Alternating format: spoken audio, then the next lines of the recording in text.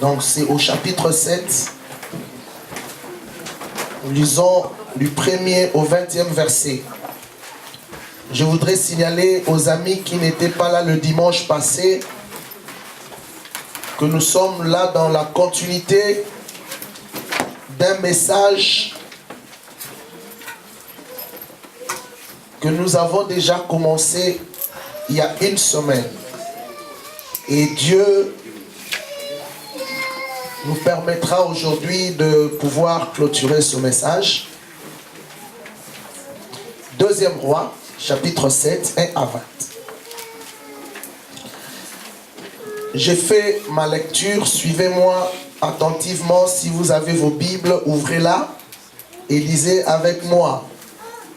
Élisée dit: écoutez la parole de l'Éternel. Ainsi parle l'Éternel. Demain à 7 heures, on aura une mesure de fleur de farine pour un cycle et 2 mesures d'orge pour un cycle à la porte de Samarie. L'officier sur la main duquel s'appuyait le roi répondit à l'homme de Dieu: quand l'Éternel ferait des fenêtres au ciel, pareille chose arriverait-elle? Et Élisée dit: tu les verras de tes yeux, mais tu n'en mangeras point. Il y avait à l'entrée de la porte 4 lépreux qui se dirent l'un à l'autre: quoi? Resterons-nous ici jusqu'à ce que nous mourions? Si nous songeons à entrer dans la ville, la famine est dans la ville, et nous y mourrons. Si nous restons ici, nous mourrons également. Allons nous jeter dans le camp des Syriens. S'ils nous laissent vivre, nous vivrons. S'ils nous font mourir, nous mourrons. Ils partirent donc au crépuscule pour se rendre au camp des Syriens.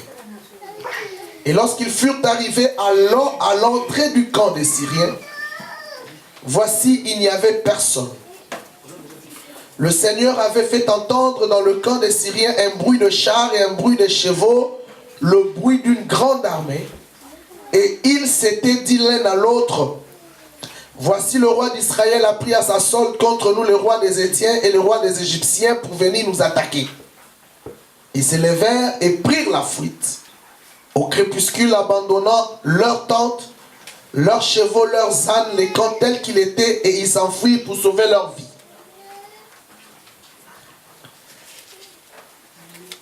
Les lépreux étant arrivés à l'entrée du camp, pénétrèrent dans une tente, mangèrent et burent et en emportèrent de l'argent, de l'or et des vêtements qu'ils allèrent cacher.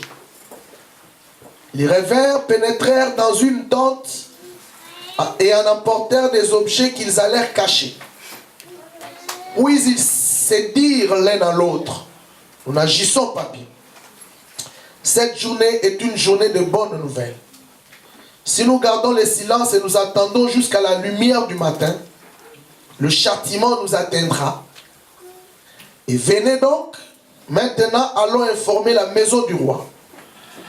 Ils partirent et appelèrent les gardes de la porte de la ville auxquels ils firent ces rapports. Nous sommes entrés dans les camps des Syriens, voici il n'y a personne et on n'y entend aucune voix d'homme, il n'y a que des chevaux attachés et des ânes attachés et leurs tentes comme elles étaient. Les gardes de la porte crièrent et transmirent ce rapport à l'intérieur de la maison du roi. Le roi se leva de nuit et dit à ses serviteurs: je veux vous communiquer ce que font les Syriens. Nous allons sauter là-bas et nous allons lire jusqu'au verset, à partir du verset 16. Donc sautons, lisons verset 16 pour gagner du temps. Le peuple sortit et pilla le camp des Syriens, et l'on eut une mesure de fleur de farine pour un cycle, et 2 mesures d'orge pour un cycle, selon la parole de l'Éternel.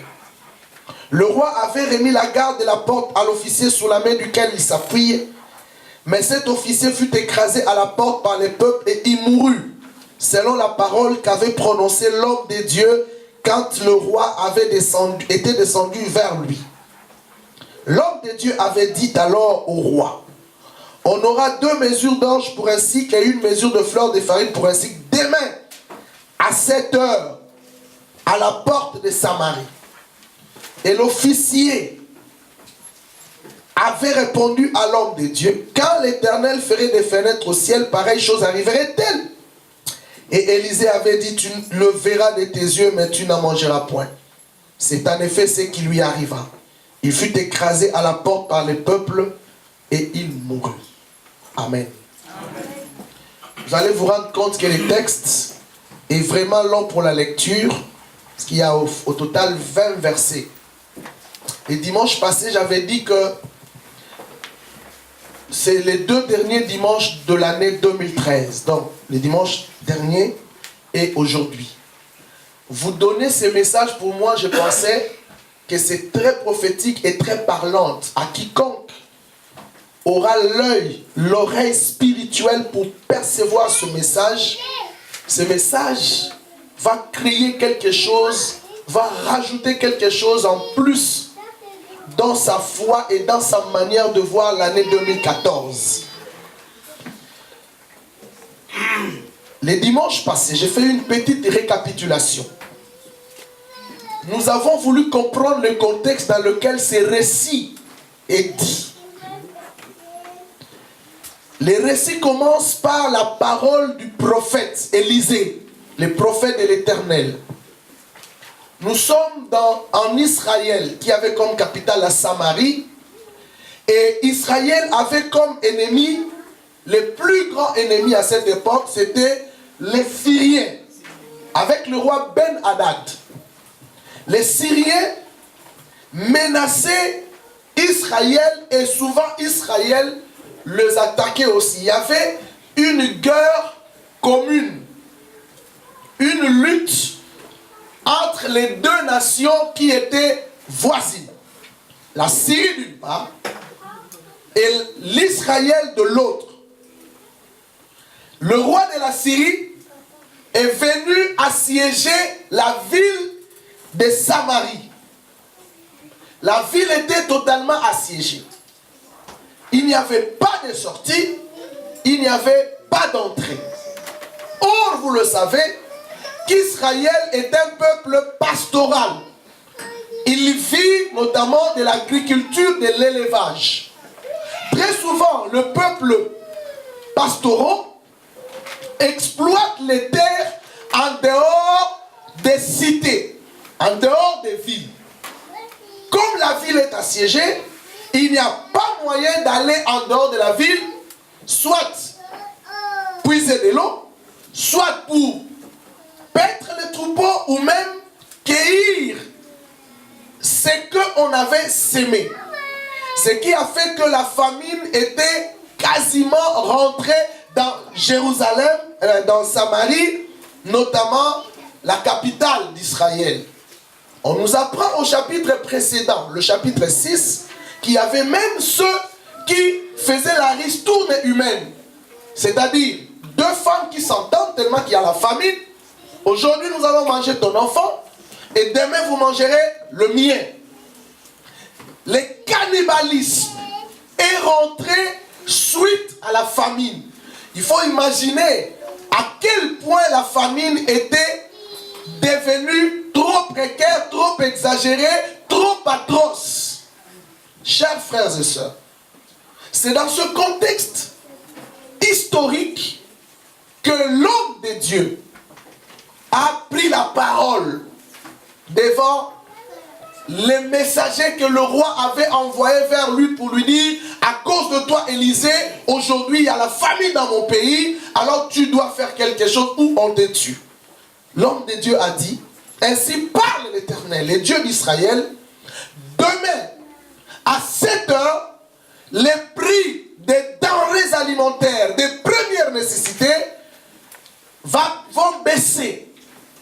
Une farine de bleu, 2 farines de bleu coûteront 1 cycle, donc comme une pièce de monnaie, et 2 farines d'orge, 1 cycle également. Mes amis, l'officier du roi qui était à côté de l'homme de Dieu, qui avait entendu cette prophétie, a remis en question la parole en disant: nous avons faim, il y a la crise. Et toi tu viens nous dire que demain à 7 heures les prix vont baisser. Oh, prophète de Dieu, quand bien même Dieu élèverait des fenêtres, ouvrirait des fenêtres, ferait des fenêtres au ciel pour nous faire descendre ces choses-là et rabaisser les prix, pareille chose, je ne pense pas qu'elle arriverait. Et Dieu, dans la bouche de son serviteur, il dit à cet homme, l'officier du roi, tu le verras de tes yeux, mais tu n'en mangeras point. Effectivement, il était mort. Qu'est-ce qui s'est passé? Dieu a fait entendre une bruit dans les camps des Syriens. La bruit a fait que les Syriens ont pris fuite. Et les 4 lépreux sont entrés, ils ont pillé, ils ont mangé. Et le peuple, la nouvelle est allée jusque chez le roi. Il est rentré lui aussi avec le peuple. Ils ont récupéré tout ce que les Syriens avaient laissé en prenant la fuite. Et la prophétie s'est accomplie. Les farines de bleu ont baissé. Les prix des denrées alimentaires ont baissé. Comme avait dit l'homme de Dieu. J'ai utilisé une méthode exégétique. Une méthode d'interprétation pour essayer d'étudier avec vous ce récit. Cette méthode, je l'ai prise par la compréhension des personnages. Les récits, c'est comme un film, c'est comme une pièce de théâtre. Le narrateur écrit sa pièce. Il attribue le rôle à chacun de ses personnages. Et le rôle de chacun des rôles de ces personnages constitue ce que nous appelons l'intrigue. Et donc, le début du récit, le milieu, le développement jusqu'à la conclusion du récit. Et j'ai compris que chaque personnage que j'ai trouvé dans ce récit a eu un rôle à jouer. En examinant chacun de ces rôles, j'ai pu comprendre qu'il y a possibilité que nous tirions des leçons sur chaque rôle qu'a chacun des personnages trouvés dans ce récit. Le premier personnage qui m'a intéressé, j'en ai parlé le dimanche passé, c'était le prophète Élisée, comme personnage.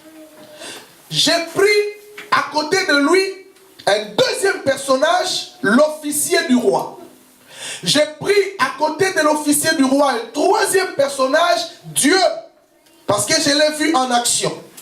À côté de Dieu, j'ai pris aussi un groupe de personnages, les Syriens. Un autre groupe de personnages, les lépreux. Un autre groupe de personnages, les Israélites, etc. Donc, j'ai pris chaque personnage, j'ai étudié ce qu'il a fait comme rôle et j'attribue ce rôle en interprétant cela par rapport à nous, enfants de Dieu. J'ai commencé par Élisée. Élisée, c'est l'image du serviteur de Dieu que tu es, que je suis, du prophète, de la bouche duquel Dieu parle. Dieu a parlé dans la bouche de son prophète. Là, nous avons insisté sur l'importance de la parole qui sort de la bouche de Dieu.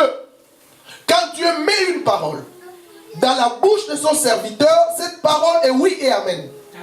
Cette parole doit s'accomplir. Il est maintenant question à chacun d'entre nous de mesurer l'ampleur de la parole afin de croire à cette parole. Nombreux aujourd'hui échouent parce qu'ils n'ont jamais eu confiance aux paroles que Dieu leur a dit par ses serviteurs. Vous cherchez des solutions, mais vous oubliez que la solution ou les solutions se trouvent aux paroles que vous avez reçues de la part des hommes de Dieu, les prophètes de l'Éternel. J'ai parlé de la personnalité du serviteur de Dieu. Élisée comme personnage, sa personnalité, son autorité, sa fierté, son attitude en tant qu'homme de Dieu. Élisée était un homme respectueux et respectable parce qu'il savait qui il était. Il comprenait de qui lui avait donné ce ministère et quelle est la parole que Dieu lui avait donnée. Élisée est un personnage modèle typique pour nous, serviteurs de Dieu aujourd'hui. Est-ce qu'il y a encore des serviteurs à la trempe d'Élisée aujourd'hui? C'est une belle question que nous devons nous poser. J'ai pris un deuxième personnage, c'est l'officier du roi. J'ai parlé des chrétiens incrédules qui écoutent la parole, l'ordre de Dieu, la prophétie de Dieu, mais qui les remettent en cause.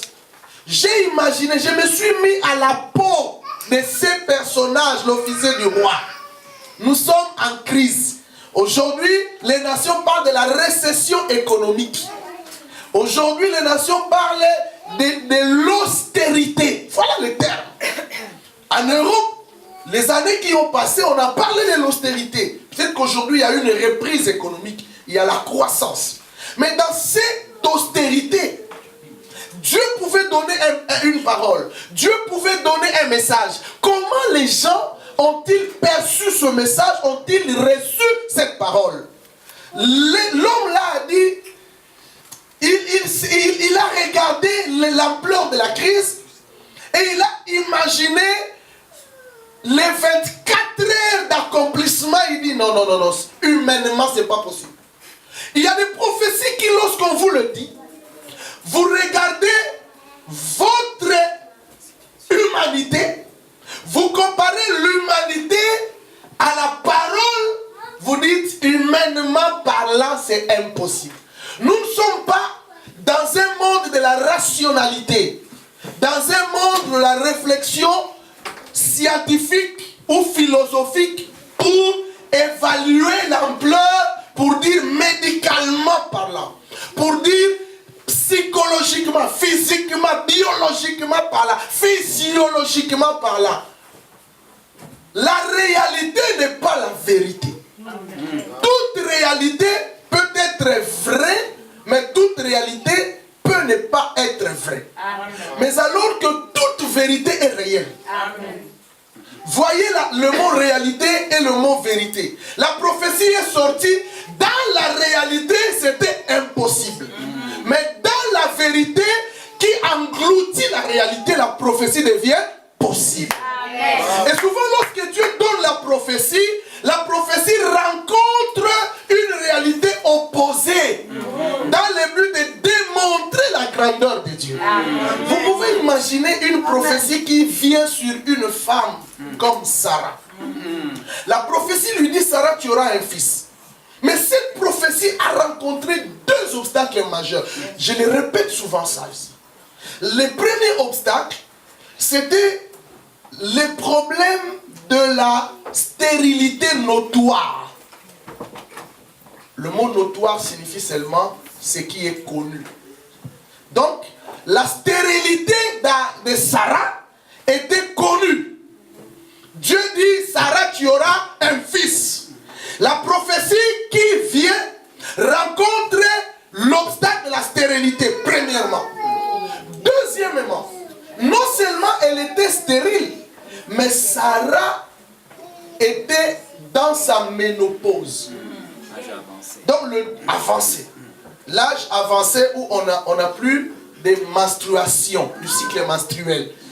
Or, par l'arrêt du cycle menstruel, il y a arrêt de la conception de l'enfant. Vous êtes d'accord avec moi? Oui. Le deuxième obstacle.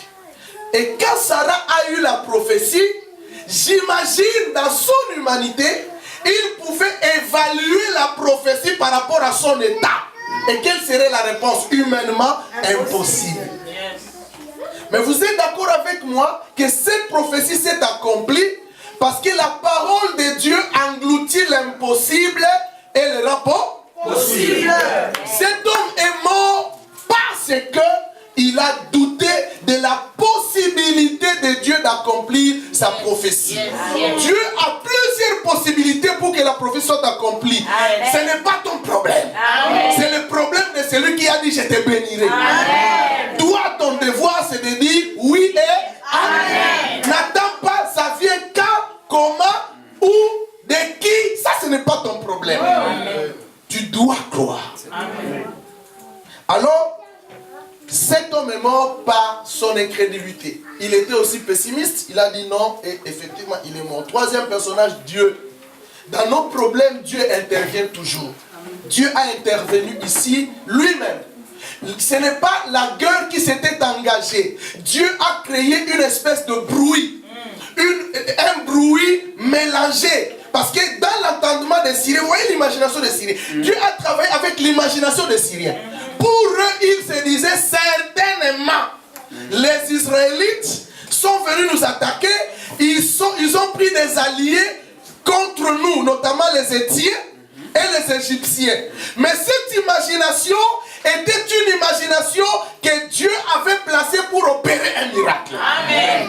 Ce n'était pas la réalité. Il n'y avait aucune armée. Les Égyptiens étaient tranquillement en Égypte.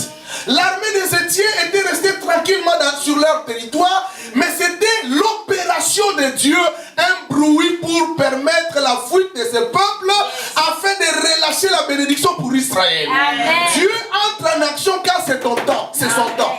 Quand ce n'est pas son temps, même si le diable il fait quoi, il fait Dieu regarde comme ça. Parce qu'il agit à son jour, à son heure, à son temps. Le temps de Dieu, lorsqu'il sonne, Dieu entre en action. Mais quand son temps n'est pas encore là, il regarde comme ça. Tu peux avoir l'idée comme si Dieu est oisif. Tu peux avoir l'idée comme si Dieu est dans une attitude d'inactif.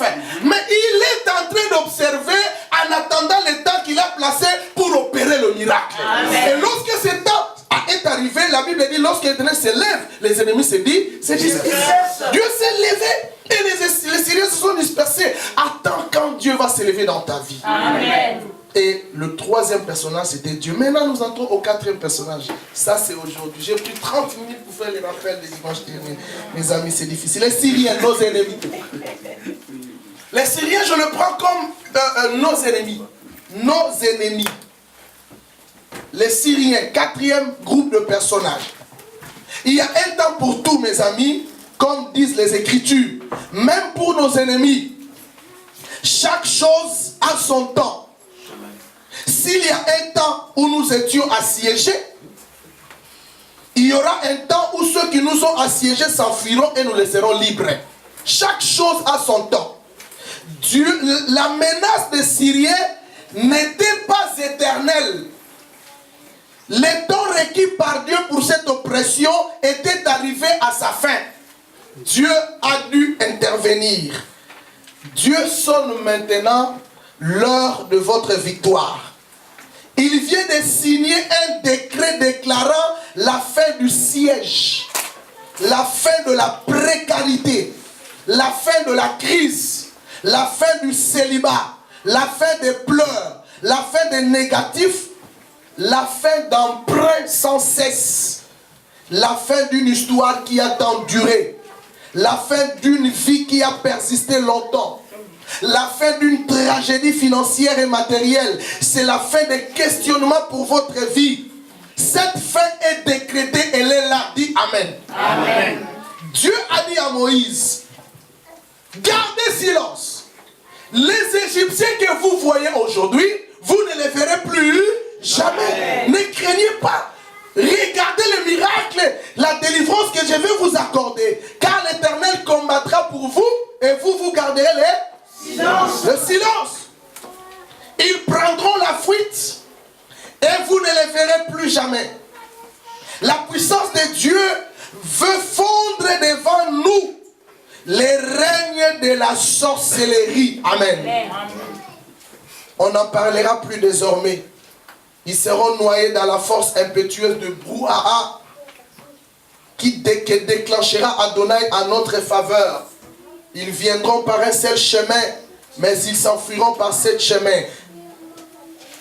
Ainsi donc, les ennemis qui nous assiègent prendront fuite et lâcheront nos biens et nous passerons de la disette à l'abondance, de la pauvreté à la richesse, de la faim à la satiété, de la crise à la reprise économique, de l'austérité à la récession, à la croissance, dans l'espace d'une journée. C'est pourquoi, suivez maintenant mes déclarations et confessez ces déclarations avec moi. C'est pourquoi, au nom de Jésus, je confesse et je déclare la fuite sans merci et sans pardon de tous ceux qui, durant des années, ont assiégé votre vie. Amen. Je déclare et je prophétise la dispersion en désordre de tous les sorciers qui ont longtemps pris les rênes dans votre vie. Amen. Au nom de Jésus, je commande contre toute puissance des ténèbres qui ont ensorcelé votre vie et les a soumis à leur gré, de s'enfuir et de vous laisser jouir de votre bonheur tranquillement. Amen. Je confesse et je déclare l'arrêt immédiat du combat qui était engagé contre vous. Et j'ordonne le dépôt de toutes les armes utilisées par l'ennemi contre vous. Amen. Car le Tout-Puissant s'est levé, la victoire est certaine. Amen. Je confesse et je déclare que toutes les maladies déposées par l'ennemi contre vous doivent s'arrêter maintenant. Amen. Et instantanément, amen, puisque l'Éternel a repris le contrôle total de votre vie. Amen. Rien ne pourra vous être nuisible. J'ordonne à tous ceux qui vous combattent de vous lâcher. Amen. De vous libérer. Et je les fais entendre le bruit de l'armée céleste au nom de Jésus. Amen. Partez, allez vous en dégager immédiatement. Par cette fuite, Adonai est en train de préparer un terrain approprié pour vous bénir. Car en partant, ils vont déposer tout ce qui vous appartient. Qu'ils avaient sournoisement volé. Votre santé était volée. Les Syriens doivent lâcher votre santé. Amen. Votre finance était volée. Les Syriens doivent lâcher votre finance. Amen. Votre paix et votre bonheur étaient chippés. Les Syriens doivent laisser votre bonheur. Amen. Votre mariage, vos enfants, vos biens étaient pris en otage. Je déclare l'abandon de tout ce qui vous appartient au nom de Jésus. Amen. Vos papiers, votre évolution, votre promotion, vous les récupérerez maintenant. Dites Amen avec moi. Amen. Au nom de Dieu. Les Syriens doivent prendre fuite. Amen. Tout ce qui ont bloqué la croissance de cette église, je leur donne, comme c'est une parole prophétique de l'année 2013. Début 2014, ils lâchent cette église. Amen. Amen, amen, amen, amen, amen. Amen. Les problèmes, tu ne dois pas t'occuper des Syriens. C'est Dieu qui va s'occuper des Syriens. Amen. Lorsque tu veux t'occuper de tes ennemis, tu vas haïr.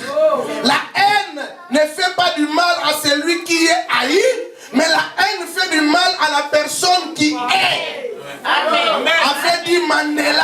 Amen. Dis Amen avec moi. Amen. Il ne faut jamais haïr. Amen. La réponse à la haine doit être l'amour.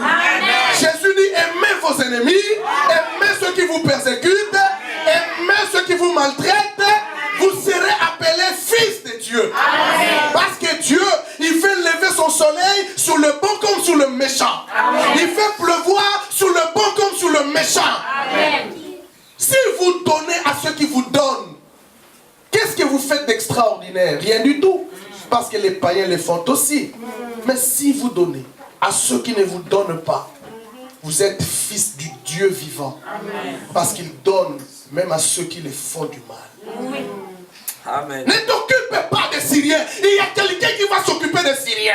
Amen. Mets tes genoux. Dieu qui sait que le temps vient, il se lèvera et combattra pour toi. Il dit, toi garde le silence. Amen. Dieu lui-même a dit à moi la vengeance.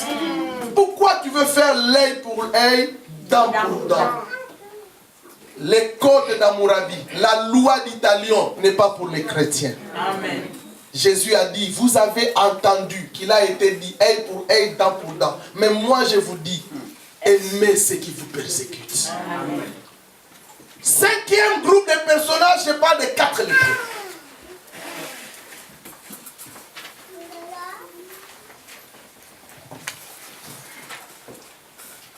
De l'état de marginalisé, de l'état de rejeté, à l'état de choisi, à l'état d'élu. Les 4 lépreux. Frères et sœurs, nous devons d'abord comprendre la maladie de la lèpre. La lèpre est une maladie d'une infection chronique. C'est-à-dire une maladie avec laquelle on meurt. Heureusement, dans la Bible, nous avons vu Jésus guérir les lépreux.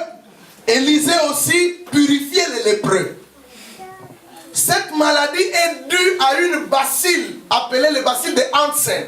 Hansen, c'est le chercheur qui a découvert et qui a étudié cette maladie qui est appelée la lèpre. On distingue deux types de lèpre. Il y a la lèpre anesthésique et la lèpre tuberculeuse. Une lèpre qui se colle à la peau, qui déchire et brise les parties de la peau, les oreilles, les doigts, etc. Et une autre dont l'infection est à l'intérieur de l'organisme. La lèpre est une maladie contagieuse et dont on a cherché à se protéger dès la plus haute antiquité. Et le moyen par lequel il faut se protéger de la lèpre, c'était l'isolement du malade, l'isolement du lépreux. Et cet isolement est appelé en termes techniques la léproserie. La léproserie, c'est l'isolement du lépreux suite à sa pathologie. La lèpre rendait impures les personnes ou les sujets qui en étaient atteints. C'est-à-dire, à l'époque biblique, dans le Moyen-Orient, si vous êtes lépreux, vous êtes considéré comme un impur. Vous serez chassé loin de la société, non seulement afin de ne pas contaminer les habitants, mais aussi parce que vous êtes considéré comme impur qui, lorsque vous viendrez au milieu d'un peuple pur, vous allez les rendre impurs. Par conséquent, il faut vous isoler. Il faut que vous soyez éloignés afin de vivre dans la marge de la société. C'est pourquoi, à l'époque biblique, dans le Proche et Moyen-Orient, les lépreux étaient considérés comme les marginalisés de la société, les rejetés de la société, les isolés de la société, les laissés pour compte d'une société. Ils étaient mis à l'abri de la société. Ils n'avaient aucune considération, ils n'avaient aucune valeur, ils étaient dévalorisés parce que non seulement on pouvait s'approcher d'eux, on ne pouvait même pas communiquer avec eux. Ici en Occident, nous avons une dame qui est restée très reconnue ou connue même, avec des prix Nobel de paix, parce qu'elle a pris à sa charge, un monsieur, si je ne m'imagine pas, à sa charge les lépreux. Vous connaissez le nom de ce monsieur? Oui. C'est le père Damien. C'est le père Damien.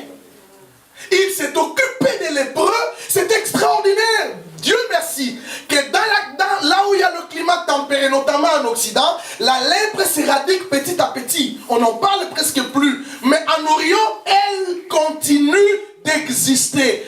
Comment ces pères pouvaient se mettre à la place des lépreux, rentrer dans la vie de ces gens? Jamais un homme ne pouvait risquer sa vie à ce point. Les lépreux, écoutez-moi. Une des choses les plus intéressantes de cette vie est celle de constater que les personnes qui se sentent rejetées ne font aucun effort de changer l'image qu'ils donnent aux gens. Ça, c'est très dangereux. Quand les gens sont classés ou catégorisés, ils acceptent la définition que les autres donnent d'eux. Comme tu es connu, quelqu'un qui ne se marie jamais, et tu acceptes même qu'on t'appelle par cette réalité honteuse. C'est-à-dire tu as cautionné cet appel. Ils ne réalisent pas qu'ils sont catalogués. Ils ne réalisent pas qu'ils sont liés aux situations et aux circonstances et à l'éthique du moment, même à l'épreuve qu'ils sont en train de traverser. Il faut refuser la définition que les hommes te donnent. Amen. Toi, tu n'es pas tel que les hommes disent que tu es. Amen. Tu es sous la définition de Dieu. La définition de Dieu, ce n'est pas dans le présent. La définition de Dieu, c'est ce que Dieu te voit demain. Amen. Parce que ce que tu es en réalité n'est pas ce que tu seras. Ou ce que tu seras n'est pas ce que tu es. Yes. Ta vraie identité est ce que tu seras. Dis Amen avec moi. Amen. Bien-aimé, je connais dans la Bible une femme anonyme. Je connais dans la Bible un aveugle né anonyme. Mais je connais aussi dans la Bible un paralytique anonyme. Pourquoi ces gens étaient anonymes? On les a reconnus à partir des situations dans lesquelles ils se trouvaient. On parle de l'aveugle né. Il s'appelait qui? On ne nous donne pas les noms. Je l'ai connu parce qu'il était aveugle né. C'est-à-dire sa situation, lui a donné une définition. On a parlé de la femme qui avait la perte du sang. Est-ce que c'est une bonne chose qu'on t'appelle, voilà la femme qui avait la perte du sang? On n'a pas eu ton nom, mais nous te connaissons suite à ton état pathologique. Regarde la sciatique. Et elle s'appelle qui? Il s'appelle qui? Le nom n'est pas. Mais à cause du sida, tu as reçu une définition. Refuse ça au nom de Jésus. Tu ne peux pas être défini à la manière des hommes. Selon la conception des hommes. Selon ce que les hommes voient, entendent que tu es. Tu dois être défini selon que Dieu te voit. Amen. Bien-aimé, dans le programme de Dieu, je vais dire à quelqu'un, tu es un livre qui doit paraître. Amen. Parce que tu as de la valeur. Amen. Tu as une grande valeur. Vous êtes une vision qui attend d'être accomplie. Amen. Vous êtes un avenir qui attend d'être révélé. Vous êtes un miracle qui attend d'être manifesté. Amen. Vous êtes une guérison qui attend d'être vécue. Amen. Vous êtes un témoignage qui attend d'être publié. Amen. Vous êtes une prospérité qui attend d'être déployée au temps fixé. Amen. Car lorsque les hommes prennent la décision de recevoir Dieu, qui demande, ils cherchent, ils frappent, Dieu promet de mettre la faveur à leur disposition. Il faut chercher l'Éternel. Quelqu'un a dit, je parle de John Wesley. John Wesley, il fut le fondateur de l'église méthodiste. L'église méthodiste, le mouvement méthodisme, c'est un grand mouvement, surtout aux États-Unis d'Amérique. Dans l'échiquier des églises protestantes, en Amérique, c'est le premier mouvement qui a plus d'adeptes, c'est le mouvement méthodiste. John Wesley, les Anglais ont posé la question. Qui était à la base du développement économique et financier de la Grande-Bretagne? La réponse était John Wesley. C'est-à-dire tout le monde était unanime qu'à cause de John Wesley, l'Angleterre s'est relevée économiquement. C'est fantastique. Mais John Wesley a dit une parole. Je le répète pour vous. Il dit, la seule chose qui limite Dieu dans nos vies, c'est la limite de nos prières. Écrivez la pensée de John Wesley. La seule chose qui limite Dieu à agir dans nos vies, c'est justement la limite de nos prières. C'est-à-dire, là où tes prières seront limitées, c'est là où Dieu se limitera pour agir aussi dans ta vie. Pensée de John Wesley. Qu'est-ce que j'ai appris de l'hébreu? Premièrement, l'attente. Les 4 lépreux ont eu l'attitude d'attente. Sachez que si Dieu veut agir dans un lieu géographique quelconque, il cherche un cœur ou une personne accessible, aimable et disponible. Par là, je crois que Dieu a trouvé cela dans la personne des 4 lépreux. Physiquement, ils étaient limités. Mais cette limitation ne les avait pas empêchés de devenir un canal de bénédiction pour tout un peuple. Les barrières mentales, physiques, émotionnelles, sociales qui accablaient ces lépreux ne constituaient en aucun cas un obstacle contre la faveur de Dieu manifestée ces jours-là. Dieu, pour qu'il agisse dans ta vie, les barrières intellectuelles, sociales, économiques ne sont pas des obstacles pour lui. Lorsque vous marchez dans la tête, vous donnez à Dieu l'opportunité d'agir dans votre vie. Lorsque vous marchez dans l'attente de quelque chose, vous exprimez la confiance et votre croyance en sa capacité d'accomplir les miracles. L'atmosphère d'attente est la pépinière du miracle. Vous devez en parler. Il faut attendre la percée. Attendez le miracle.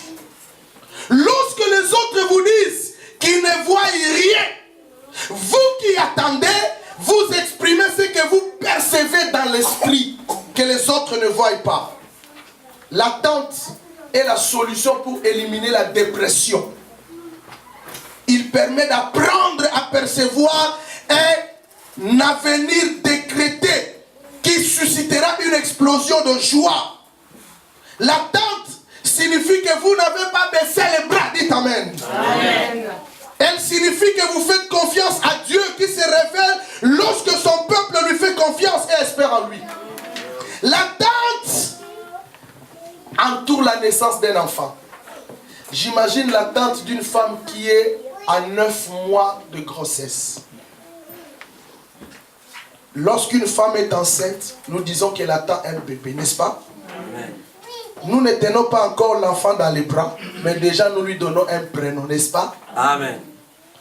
Elle n'a pas encore accouché, mais déjà on publie un événement heureux qui est déjà en cours, n'est-ce pas? Amen. Au milieu de l'attente, la maman qui est grosse ne parle plus de la grossesse, parle du bébé et du nom du bébé. Attendez comme une femme qui est enceinte, prête à accoucher. Dites Amen. Amen. Lorsque vous dites à une femme enceinte, prête à accoucher, qui est sur le point d'accoucher, de vous accompagner, il dira, je risquerai, j'attends mon bébé, c'est dans quelques heures. Ne lui demande surtout pas de vous accompagner quelque part. Parce qu'elle vous répondra, non, non, non, non, non, dans quelques moments, je veux accoucher. Nous devons agir comme si le bébé est déjà là, prêt à sortir.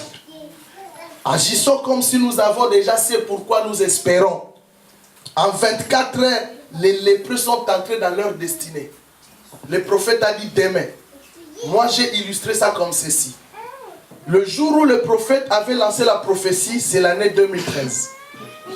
Le demain où la prophétie doit s'accomplir, c'est l'année 2014. Amen. Tout celui qui croit à cette parole, dans l'attente qu'il est en train d'attendre, 2014, il va palper cette attente. Amen. Amen. Ça dépend de qui entend.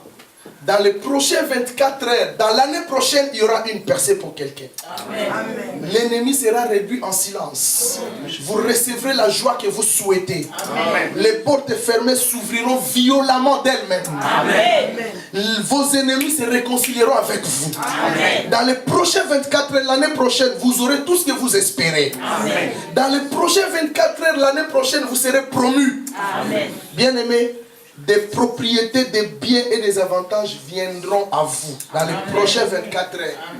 L'attente de lépreux, elle s'accomplira. Même si elle tarde, attends-la.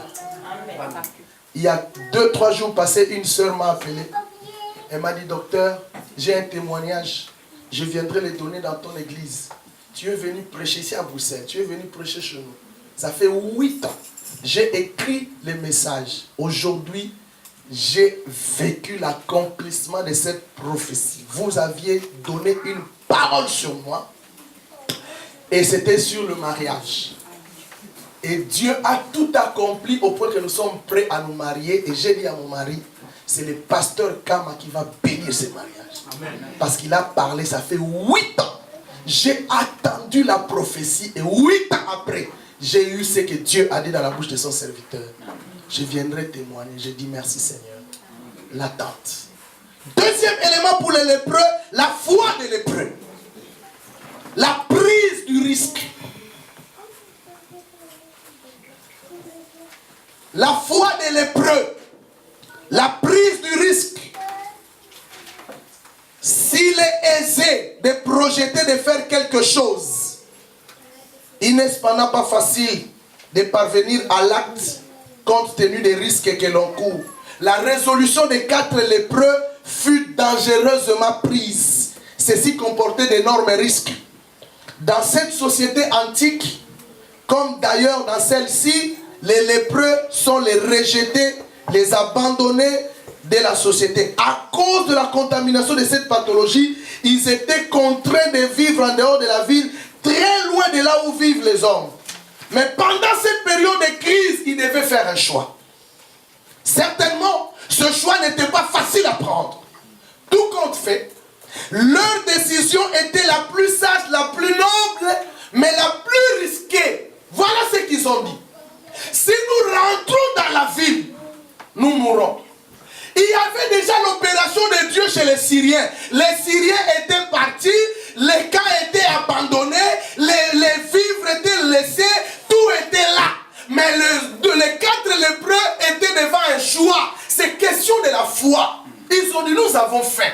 Nous sommes à la porte de la ville. On nous a mis de côté. Rentrer là-bas, ce n'est plus possible. Mais si nous allons aussi chez les Syriens, ils vont nous tuer. Nous allons mourir. Que faire? Si c'était toi, si c'était moi ou si c'était nous, la résolution aurait été celle-ci. En tout cas, attendons. Alléluia. Comme nous avons déjà attendu, continuons d'attendre. Mais la foi des Syriens a risqué. Écoutez la parole qu'ils ont dit. Ils ont dit, maintenant, ça ne sert à rien. D'abord, dans la logique, chez nous c'est la famine. Ça ne sert à rien d'y entrer. De toutes les façons, on ne peut pas rentrer parce qu'on va mourir, on va nous tuer, on va nous lapider. Et en plus, il y a la famine. Laissons tomber. Résolution abandonnée. Regardons chez les Syriens. Là, au moins, il y a 2 possibilités. En plus de la mort, on peut trouver à manger. Bon, je reprends. Je reprends la réflexion. Si nous allons ici, Israël, là-bas, la Syrie. Si nous rentrons chez nous, il y a 2 dangers. Il y a la mort et il y a la famine. Ça ne sert à rien. Mais si nous allons là-bas, il y a la mort et il y a la nourriture. Du moins, s'il nous laisse vivre, on peut manger. Amen. Alors, risquons. Voilà la phrase, allons nous jeter. C'est ce que disent les Écritures. Allons nous jeter dans le cas des Syriens. Si nous allons mourir, mourons-en. Si nous allons vivre, vivons-en. La foi qui n'a pas de risque n'est pas une foi. Amen. Amen. Dans la vie, il faut accepter les risques. Amen. Les risques font partie de la foi. Tu ne veux pas risquer, ta vie restera comme ça. Et les Syriens se sont jetés. Quelle bonne nouvelle.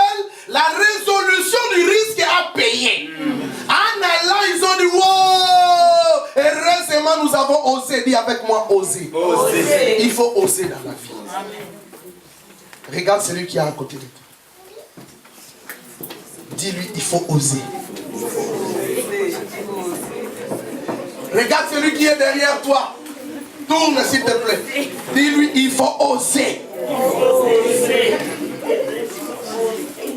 N'ayez pas la mentalité des hommes. Écoutez, bien-aimés, la Bible me dit, ne parlez pas conjuration, car le peuple parle conjuration. C'est-à-dire, le langage du chrétien ne peut pas être le langage commun des hommes. Beaucoup de gens ont eu des problèmes parce qu'il veut s'engager dans quelque chose, on lui dit. Écoute, toi tu veux commencer l'entreprise, mais la Belgique n'est pas un cadre approprié pour les entreprises. Tu ne vois pas comment les entreprises tombent en faillite. Tu échoueras. Il a entendu, comme la foi vient de ce qu'on entend, l'incrédulité vient aussi de ce qu'on entend. Alors ce qu'elle a entendu, au lieu d'augmenter la foi, ce qu'elle a entendu a augmenté l'incrédulité. Au lieu de croire à ce que Dieu a dit, il a cru à ce que l'homme lui a dit, il est resté et il a raté l'opportunité.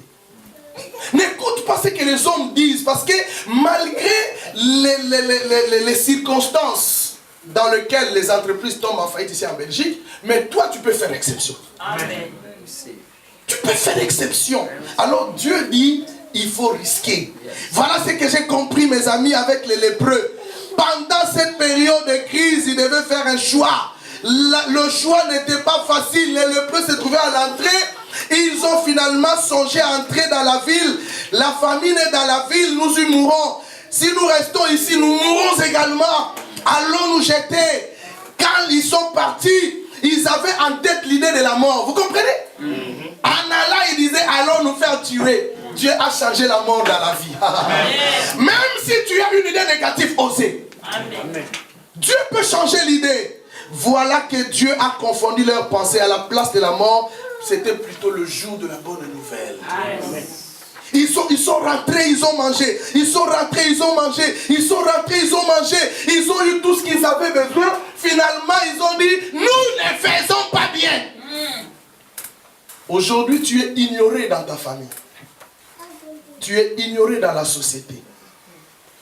Mais tous ceux qui sont ignorés par les hommes ne sont pas forcément ignorés par Dieu. Amen. Si moi je t'ignore, si moi je ne fais aucun cas de toi, Dieu fait un cas de ta vie. C'est déjà l'essentiel. Bien-aimé, l'amour de lépreux, deuxième point. Troisième, la foi des lépreux, mais maintenant l'amour des lépreux. Nous ne faisons pas bien. Lorsque Dieu t'ouvre les portes, ouvre aussi les portes pour les autres. Chers amis congolais, nous ne sommes pas bien. Nous avons connu des Congolais ici qui avaient des bonnes opportunités de portes. Nous, quand on est arrivé, on avait un enfant. Il y avait des Congolais qu'on est venu trouver ici, qui savaient qu'ils pouvaient vous dire, pasteur, frappe sur telle porte, tu auras telle aide. Frappe sur telle porte, tu auras telle aide. Mais le Congolais, qui sait qu'il y a une porte pour son frère, que lui-même a frappé et il a bénéficié, ne voudra jamais dire à son frère de frapper là-bas pour qu'il bénéficie de la bénédiction. Alors que c'est pour tout le monde. Toi, tu as pris ta part, laisse aussi l'autre prendre ça. Sa part. Quand tu es béni, songe aux autres. Dieu t'a béni, tu crées une entreprise, prends tes frères, engage-les. C'est pas bon. Notre frère vient d'ouvrir un shop. Au lieu d'aller acheter, tu préfères aller chez un Pakistanais musulman pour rentrer de l'argent que venir acheter chez ton frère. Parce que là, tu dis, je vais l'enrichir. Quel cœur, mes amis. Les lépreux ont risqué, ils ont dit, allons donner la nouvelle. C'est contraste, hein. S'ils allaient sans, le monde aussi est bizarre. Si les lépreux étaient partis avec une mauvaise nouvelle, on allait les tuer. Amen. Mais ces jours-là, parce qu'ils sont partis annoncer la bonne nouvelle, que là-bas le camp des Syriens est vide, nous lisons, ils n'étaient pas tués. Hein. Le roi a dit, appelez les lépreux. Roi, mais c'est une maladie qu'on appelez-les. Ils ont une bonne nouvelle. Le monde nous aime à cause des intérêts. Yes. Tu n'as rien, le monde ne t'aimera jamais. Amen. Même Dieu, hein, ne dit pas seulement le monde. Hein. Je suis curieux et vous serez étonné de dire que Dieu a aussi besoin d'intérêt. La Bible dit à celui qui a rien, Dieu dit j'ôterai même ceux qui croient avoir. À celui qui a quelque chose, j'ajouterai. Donc Dieu de la Bible, il est le Dieu de la multiplication. Il veut multiplier sur base de ce que tu as. Tu n'as rien, qu'est-ce que Dieu veut faire de toi? 0 fois 0. 0 fois 0 égale combien? 0. Mais tout chiffre fois 1 fois 1 égale à ce chiffre. Non, à ce chiffre. Je reprends la multiplication. 0 fois 0 égale combien? 0. Mais tout chiffre multiplié par 1 égale. Donc parce que tu as un, lorsqu'on ajoute, tu auras l'abondance. Qu'est-ce que tu as pour que Dieu commence à faire quelque chose? Tu n'as ni vision. Même si tu me diras, je n'ai pas l'argent, est-ce que la vision, les projets, tu viens de faire ce qu'un projet? Si 2013, tu n'avais pas de projet, je prophétise que le projet rentre dans ta tête. Amen. Ah, dis Amen avec moi. Amen. Je prophétise au nom de Jésus que le projet rentre dans ta tête. Amen. Tu veux réussir ici, il faut avoir des projets. Amen. Ne vivez pas au gré des vagues. Vous savez, le gré des vagues, on est en proie de la vague. Lorsque la vague t'amène à gauche, tu pars à gauche. Même si tu as ne fût qu'un petit projet, le jour où ce projet fera tic, ça commence. Mais si tu n'as rien, personne ne s'approchera de toi. À celui qui a, on ajoutera. À celui qui n'a pas, on notera même ce qu'il croit avoir. Reprends avec moi. Nous allons reprendre ces versets très importants. Répétez après moi s'il vous plaît. À celui qui a, on ajoutera. À celui qui a, on ajoutera. Et il sera dans l'abondance. Mais à celui qui n'a pas, on notera même ce qu'il croit avoir. Amen. Je te pose la question. Nous entrons dans 2014. Qu'est-ce que tu as? La foi. Merci, maman. Amen. Même si tu n'as rien, si tu as la foi, c'est déjà quelque chose. Amen. Tu n'as ni la foi. Tu n'as ni un héros. Tu n'as ni projet. Donc toi, tu te réveilles, tu sais qu'il y a les CPS. Tu dors, tu te réveilles, tu sais qu'il y a le chômage. Tu dors, tu te réveilles, tu ne connais la mutuelle. Tu ne connais ni aucun travail. Même la maçonnerie, tu ne sais rien. Même chanter, tu ne sais rien. David a été promis à cause de la voix. Yes. Dieu lui a béni pour roi, mais pour rentrer au palais royal, on a cherché quelqu'un qui avait la voix. Yes. C'est que tu as, le don que tu as va t'amener très loin. Amen. Mais qu'est-ce que tu as? Yes. Dis, j'ai quelque chose. J'ai quelque chose. I'm something. I'm something. Amen. Amen. Ah, maintenant nous clôturons, mes amis les Israélites. Les Israélites symbolisent le peuple de Dieu, le croyant, les chrétiens en général. Avec eux, nous avons 2 points. Le premier point, il faut savoir entendre Dieu. Ceux qui entendent Dieu ont ses pensées et ses conseils. Ils entendent ce que Dieu dit, malgré ce qui se passe autour d'eux. Ceux qui entendent Dieu s'élèvent au-delà de certaines circonstances. Ceux qui entendent Dieu peuvent être comme lui. Sachez donc que vos fréquentations, suivez-moi bien, vos fréquentations déterminent votre capacité d'assimilation. Oh. Pourquoi? Parce que les gens que vous fréquentez, vous dites des choses, et ces choses que vous assimilez est proportionnelle aux gens fréquentés. Celui qui fréquente les non-sages n'aura jamais la sagesse. Amen. Come on. Donc vos fréquentations, je dis, déterminent votre capacité d'assimiler. Les personnes que vous fréquentez déterminent ce que vous entendez. Vous fréquentez seulement les gens qui disent, hé, Nicolas na CPS Souka. C'est la vérité. Tu resteras dans les CPS. Mais vous fréquentez quelqu'un qui dit, je viens de commencer quelque chose. Vous allez commencer aussi quelque chose. Dis-moi qui est ton ami, je te dirai qui tu es. Ceux qui s'assemblent seraient. Qui vous fréquentez, mon ami? Vous devez former vos oreilles à écouter Dieu. Amen. Amen. Ceux qui sont spirituellement sourds se laisseront abuser par l'ennemi. Si vous êtes spirituellement sourd, la faveur à venir vous éclipsera et vous manquerez ainsi l'opportunité de connaître la pensée du Seigneur et de marcher dans son conseil. La surdité spirituelle incite l'homme à agir comme un serpent qui n'entend pas la voix du charmeur. Si vos oreilles ne saisissent pas ce que dit le Saint-Esprit, vous serez Dieu. Pardon, ce que Dieu veut absolument vous faire comprendre, il vous sera impossible d'entrer dans les temps de bénédiction et de la faveur de Dieu, mes amis. Si votre radio est réglée dans une mauvaise fréquence, vous allez entendre un message différent de celui que vous aurez souhaité entendre. Est-ce que ta radio est réglée dans une bonne fréquence? Israël s'est réglé sur la mauvaise fréquence émise par les 10 espions. Les résultats furent catastrophiques. Dieu a dit, allez vérifier le territoire et venez nous donner la nouvelle. Ils sont allés, au lieu d'amener une bonne nouvelle, ils ont amené une mauvaise nouvelle. Nous sommes habitués à donner des oreilles à des pessimistes, aux gens qui nous découragent. Et quand ils sont venus, ils ont dit, ça ne sert à rien. Ce pays-là, on a trouvé des géants. Impossible, on n'entrera pas, laissons tomber.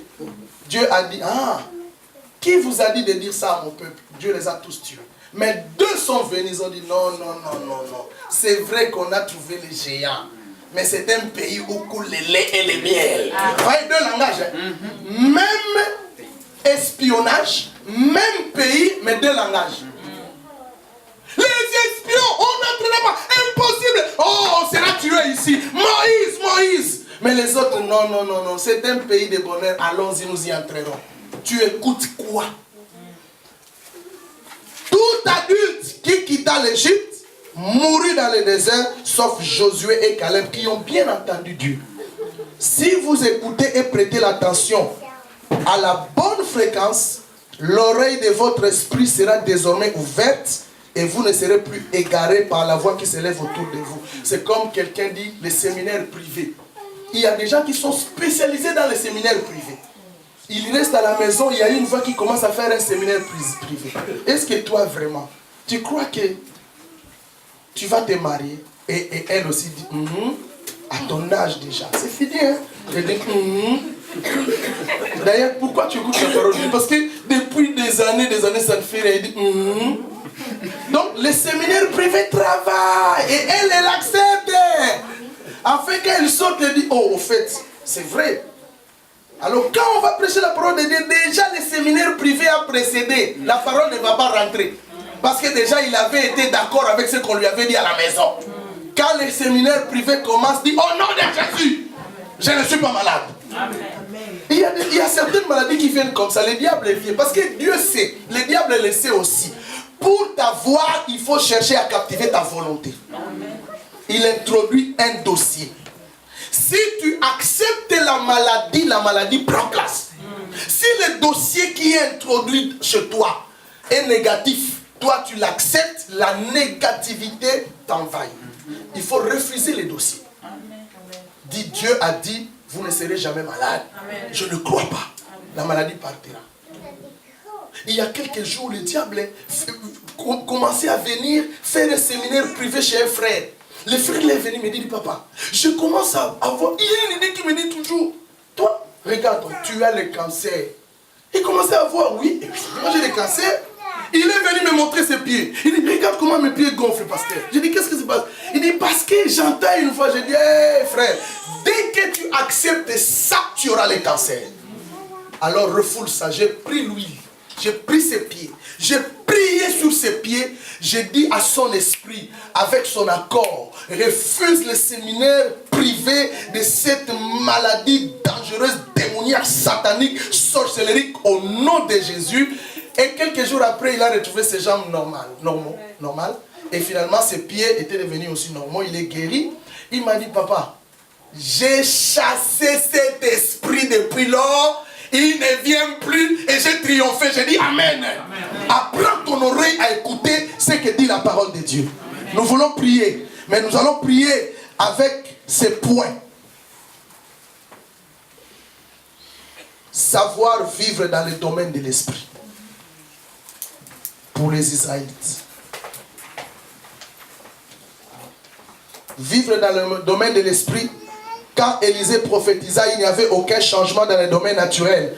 Mais dans le domaine spirituel, il y a quelque chose qui s'est passé. Ce que tu ne vois pas dans le physique, vois-le dans le spirituel. Élisée a libéré une parole, à l'instant il n'y avait aucun effet. Mais la parole, sur le plan spirituel, il y avait déjà un processus qui était engagé. Comme Dieu a dit, il va faire des choses l'année prochaine, je crois, et j'aimerais que vous le croyiez, un processus du miracle est déjà engagé. Amen. C'est le domaine de l'esprit. Tu ne le vois pas, mais tu dois croire. Amen. Élève ta main. Je vais prier maintenant. Reste assis. Je vais faire cette prière.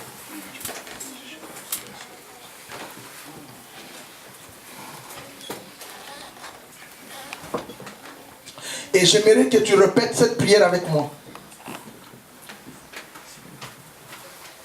Par la foi, avec une pleine confiance. Après moi, répétez cette phrase. Je crois, Seigneur. Je crois, Seigneur.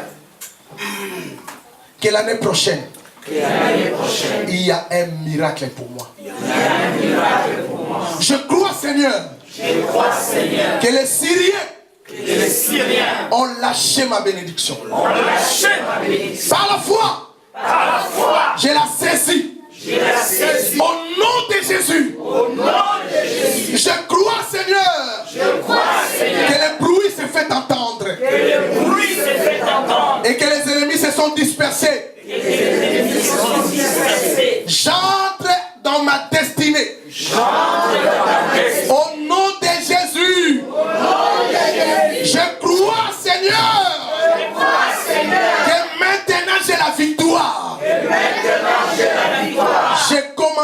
l'année 2014 Je commencerai l'année 2014 en m'appropriant de ce qui m'a été destiné. en m'appropriant de ce qui m'a été dit. Je reçois ma bénédiction. Je reçois ma vie. Je reçois ma paix. Je reçois ma paix. Je reçois ma santé. Je reçois ma santé. Je reçois mon bonheur.